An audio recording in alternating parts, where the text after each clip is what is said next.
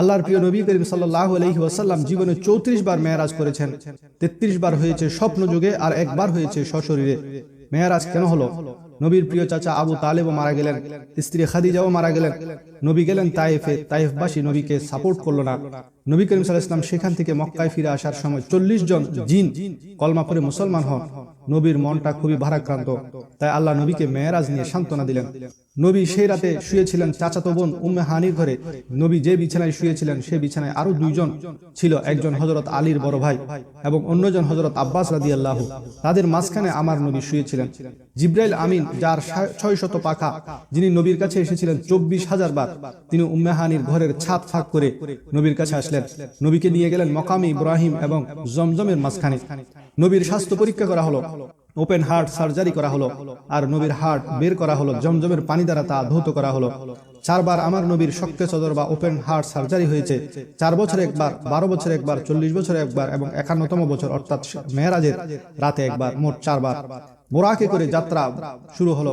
বোরাক বরকুন থেকে উদ্বুদ্ধ। বরকুন অর্থ হলো বিদ্যুৎ, আর বিদ্যুতের গতি প্রতি সেকেন্ডে 1,86,000 মাইল। আর আমার নবী যেই বাহনে করে বোরাকের উপর করে তিনি সফর করেছেন, সেটি এই বিদ্যুতের গতির চাইতে কোটি কোটি গুণ গতি সম্পন্ন। পথে এক বৃদ্ধ মহিলার সাথে এবং এক বৃদ্ধ পুরুষের সাথে দেখা হলো। জিবরাইল আলাইহিস সালাম বললেন, বৃদ্ধ মহিলা হলো দুনিয়া, আর এই মহিলার মতো দুনিয়াও বুড়া হয়ে গেছে, আর বৃদ্ধ পুরুষটি হলো শয়তান। আপনি যদি তার ডাকে সাড়া দিতেন তাহলে আপনার জাতি গোমরা হয়ে যেত। পথের মধ্যে হযরত মুসা আলাইহিস সালাতু ওয়াস সালামের কবরের মধ্যে নামাজ পড়া অবস্থা দেখলেন, এবং আল্লাহর নবী যাওয়ার সময় 3 জায়গায় নামাজ পড়লেন। তিনি বেথলেহেম, ঈসা আলাইহিস সালামের জন্মস্থানে নামাজ পড়লেন। ইয়াসরিব, মদিনা শরীফ, যেখানে আল্লাহর নবী মুসাফির হয়ে সফর করে হিজরত করে যাবেন, সেখানে নামাজ পড়লেন 2 রাকাত। এরপরে বাইতুল মাকদাসের মধ্যে 2 রাকাত আম্বিয়া কিরামদেরকে নিয়ে নামাজ পড়লেন। বাইতুল মুকাদ্দাসে নবী করিম সাল্লাল্লাহু আলাইহি ওয়াসাল্লামকে দুধ এবং মদ দ্বারা আপ্যায়ন করা হলো। আল্লাহর প্যারা হাবিব দুধ গ্রহণ করলেন, মদ গ্রহণ করলেন না। যদি মদ গ্রহণ করতেন তাহলে সকল উম্মত গোমরা হয়ে যেত। এরপর ঊর্ধ্বাকাশে যাত্রা শুরু হলো। প্রথম আসমান হযরত আদম আলাইহিস সালামের সাথে, দ্বিতীয় আসমানে ঈসা এবং ইয়াহিয়া আলাইহিস সালামের সাথে, তৃতীয় আসমানে হযরত ইউসুফ আলাইহিস সালামের সাথে, চতুর্থ আসমানে হযরত ইদ্রিস আলাইহিস সালামের সাথে, পঞ্চম আসমানে হযরত হারুন আলাইহিস সালামের সাথে, ষষ্ঠ আসমানে মুসা আলাইহিস সালামের সাথে, সপ্তম আসমানে ইব্রাহিম আলাইহিস সালামের সাথে সাক্ষাৎ করলেন।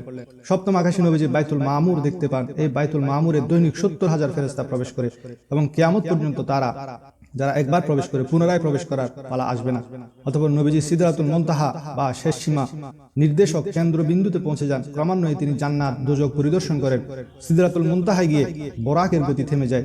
ফেরেশতা জিবরাইল আলাইহিস সালাম ফেরেশতা জিবরাইল আর এগুতে পারলেন না। সিদরাতুল মুনতাহার নিকটে সবুজ রঙের রফরফ নামের একটি কুদরতি পালকি জাতীয় যানবাহনে অপেক্ষমান ছিল। এতে চড়ে একাই মহানবী সাল্লাল্লাহু আলাইহি ওয়াসাল্লাম আল্লাহর সান্নিধ্যে উপস্থিত হন। অতঃপর এই সময়ই উম্মতে মুহাম্মদের জন্য 50 ওয়াক্ত নামাজ ফরজ হওয়ার বিধান সাব্যস্ত হয়। ফেরত পথে মুসা আলাইহিস সালামের সাথে সাক্ষাৎ হলে তার পরামর্শে তিনি মহান আল্লাহর দরবারে ফিরে গিয়ে তা কমানোর জন্য সুপারিশ করার পর 5 করে কমতে কমতে শেষ পর্যন্ত 5 ওয়াক্তে এসে এই নামাজ দাঁড়ায়। অতঃপর তিনি বোরাকে চড়ে রওনা হন এবং অন্ধকার থাকতে যথাস্থানে ফিরে আসেন। তিনি ফিরে এসে দেখতে পান তার অজুর পানি তখনও গড়াচ্ছে, বিছানা উষ্ণই ছিল, অর্থাৎ খুব অল্প সময়ে এই বিশাল ভ্রমণ তথা মেরাজ সফল যাত্রা তিনি সমাপ্ত করলেন। অন্য বর্ণনায় পাওয়া যায় মহানবী সাল্লাল্লাহু আলাইহি ওয়াসাল্লামের এই বিস্ময়কর ভ্রমণে দীর্ঘ 27 বছর কেটে যায়। এই বক্তব্যের ব্যাপারে মুহাদ্দিসিন ইকরাম বলেন, দুনিয়ার রাজা বাদশাদের আগমনে যেমন জনতা আনন্দে উদ্বেলিত হয়ে ওঠে, তার সম্মানে সব যানবাহন মানুষের কর্মকাণ্ড বন্ধ থাকে, তেমনিভাবে মহানবী সাল্লাল্লাহু আলাইহি ওয়াসাল্লামের আগমনে তামাম ব্রহ্মাণ্ডের কর্মকাণ্ড সাময়িকভাবে বন্ধ ছিল। এভাবে স্বাভাবিক প্রশ্ন হতে পারে যে মেরাজের এমন মর্যাদাপূর্ণ সফরে দুনিয়ার সময়ের গতিকে থামানো হলো কেন? এর যৌক্তিক জবাব হলো, যদি দুনিয়ার সময়কে চালু রেখে আল্লাহ তাআলা তার প্রিয় হাবিবকে 27 বছরের মেরাজের সফরের সময় পার করতেন, তাহলে এই সুদীর্ঘ সময়ে জাতি সম্পূর্ণভাবে খোদাবিমুখ হয়ে যেত। ইসলাম প্রতিষ্ঠার আগে ফিতনা ফাসাদে জড়িয়ে পড়ত। কারণ হযরত মুসা আলাইহিস সালাম মাত্র 40 দিন তুর পর্বতে সাধনা করতে গিয়ে উম্মতের কাছ থেকে দূরে থাকার সময় তার উম্মতেরা বাছুর পূজার ফিতনায় জড়িয়ে ঈমান হারা হয়ে যায়। মহানবীর দীর্ঘ অনুপস্থিতির কারণে মুশরিকদের পক্ষে ও ইসলামের বিপক্ষে হয়তো এমন জনমত গড়ে উঠত, যা পরে আর কাটিয়ে ওঠা মুসলমানদের পক্ষে সহজ হতো না। এই ধরনের ঘটনা মহানবীর উম্মতের জীবনে ঘটুক, তা আল্লাহ তাআলা পছন্দ করেনি বলে তিনি দুনিয়ার সময়ের গতি বন্ধ করে দিয়েছিলেন। সবশেষে কথা হলো, মেরাজের সফর করিয়েছেন স্বয়ং আল্লাহ, আর আল্লাহ হলেন সর্ববিষয়ে সর্বশক্তিমান। এখন কেহ যদি মেরাজের সফর নিয়ে প্রশ্ন তোলে, মূলত সে আল্লাহর ক্ষমতার উপর প্রশ্ন তুলল। তাই কোনো ঈমানদার মেরাজের ঘটনাকে অসম্ভব ভাবাটা আবু জেহেলের কাজ হবে, আর বিনা দ্বিধায় মেনে নেওয়া আবু বকরের মতো কাজ হবে। একদিন হযরত সৈয়দনা ঈসা রূহুল্লাহ আলাইহিস সালাম একটি নুরানি পাহাড়ের উপর দিয়ে যাচ্ছিলেন। তিনি আল্লাহ তাআলার কাছে আরজ করলেন, হে আল্লাহ, এই পাহাড়কে বাকশক্তি দান করুন। আর ওই পাহাড় কথা বলতে আরম্ভ করলো আর বলল, হে রূহুল্লাহ, আপনি কি জানতে চান? তিনি বললেন, তোমার অবস্থা বর্ণনা করো। পাহাড়টি বলল, আমার ভিতর একজন লোক বাস করে। সৈয়দনা ঈসা রূহুল্লাহ আল্লাহ তাআলার দরবারে আরজ করলেন, হে আল্লাহ, তাকে আমার সামনে প্রকাশ করে দিন।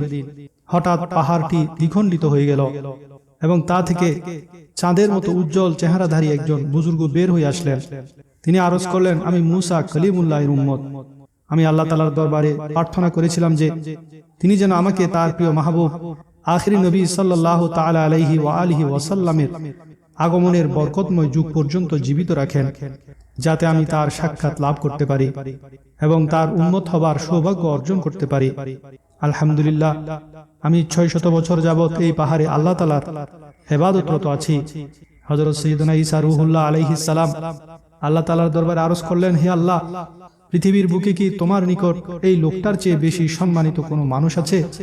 এরশাদ হলো, হে ঈসা, হযরত মূসা আলাইহিস সালাতুস সালামের উম্মতের মধ্যে যে ব্যক্তি রজব মাসের একটা মাত্র রোজা পালন করবে, সে আমার নিকট এই ব্যক্তি থেকেও বেশি সম্মানের অধিকারী। এই হাদিসখানা নুজহাতুল মাজালিস প্রথম খণ্ডের 208 পৃষ্ঠায় উল্লেখ আছে। সম্মানিত সুধীবৃন্দ, আসুন আমরা এই রজব মাসে আর কয়েকটা দিন বাকি আছে, একটি রোজা রেখে এমন বরকত, এমন ফজিলত হাসিল করি। এই রজব মাসে রোজা রাখার ব্যাপারে মাজমাউজ জাওয়ায়েদ 3য় খণ্ডের 5151 নম্বর হাদিস হযরত সাইয়্যিদনা আনাস রাদিয়াল্লাহু হতে বর্ণিত, রাসূলুল্লাহ সাল্লাল্লাহু আলাইহি ওয়াসাল্লাম ইরশাদ করেন, যে হারাম মাসে 3 দিন বৃহস্পতি, শুক্র এবং শনিবার রোজা রাখলো, তার জন্য 2 বছরের ইবাদতের সওয়াব লেখা হবে। তো এই মাসের মধ্যে আগামীকাল বৃহস্পতিবার, এরপর শুক্রবার, শনিবার 3টি রোজা রাখতে পারেন, তাহলে আল্লাহ রাব্বুল আলামিন আহকামুল হাকিমিন আপনার আমলনামায় 2 বছরের ইবাদতের সওয়াব লিখে দিবেন। আল্লাহ রাব্বুল আলামিন আমাদেরকে এই বছরের রজব মাসে 3টি রোজা রাখা, অন্তত 3টি না পারলে একটি হলেও রোজা রেখে অসীম সওয়াব, অসীম ফজিলত এবং বরকত হাসিল করার তৌফিক দান করুন।